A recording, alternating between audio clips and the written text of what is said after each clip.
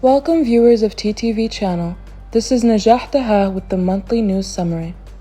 The Mauritanian President Mohamed Ould Cheikh Al Ghazouani invited students of the Institute of Political Studies in Paris, considered future decision makers, to benefit from Mauritania's experience in combating extremism and terrorism, highlighting the main lessons learned from this experience.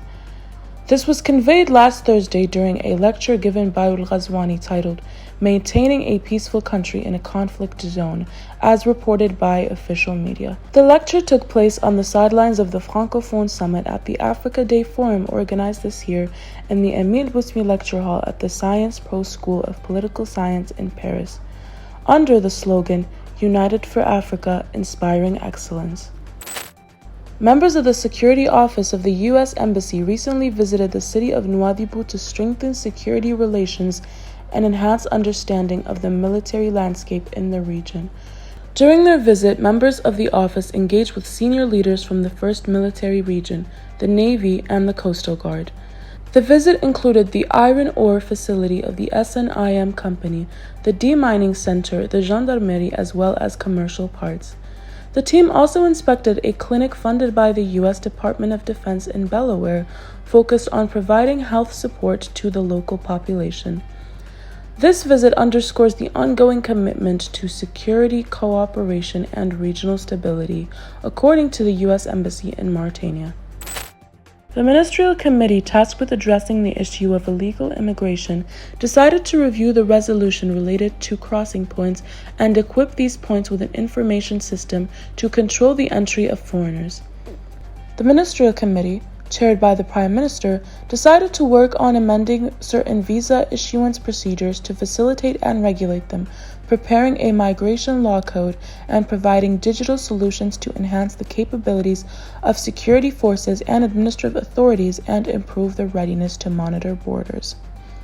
At the end of a meeting between the Prime Minister and the mentioned committee, instructions were issued to the technical committee to coordinate with the relevant government sectors and regional administration to represent technical proposals that enable the implementation of the remaining components of the National Program's Action Plan to combat illegal immigration and submit them to the Ministerial Committee for approval as soon as possible. The Public Prosecutor's Office has referred Ahmed Ould Samba, the inspector who was dismissed on Tuesday by a decision from the Council of Ministers, to prison.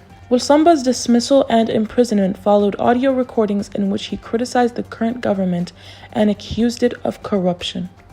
The gendarmerie have summoned Ould Samba regarding these audio recordings, which included derogatory remarks about President Mohamed Ould Ghazouani and his senior aides, and called for violence against a specific group. Moroccan security authorities at the Guerguerat border crossing thwarted a drug smuggling operation last Tuesday. A shipment of 67 kilograms of cocaine destined for Morocco from abroad was seized, according to the Moroccan newspaper Hespres. The shipment, consisting of 36 packages, was carefully hidden in the cabin of an international freight transport truck registered in Morocco, which was carrying a load of dry fruits. This occurred immediately after its arrival at the Guerguerat border crossing from a sub-Saharan African country. Furthermore, the Moroccan driver, aged 30, was arrested. Moroccan specialized security authorities have launched an investigation under the supervision of the relevant public prosecutor to identify all local and international connections of this activity and to detain all involved parties. Last Wednesday, the Czech government discussed a plan to send troops to Mauritania as part of a NATO-supported operation under its initiative to build the defense capacities of its allies. According to the Czech Ministry of Defense, the plan involves deploying 30 Czech soldiers to Mauritania. According to the Czech Ministry of Defense, the plan involves deploying 30 Czech soldiers to Mauritania on a mission lasting until the end of 2026. This plan requires approval from the Czech Parliament. The deployment of Czech military forces and resources will proceed with the consent of the Mauritanian government based on a bilateral framework agreement currently being negotiated between the two parties.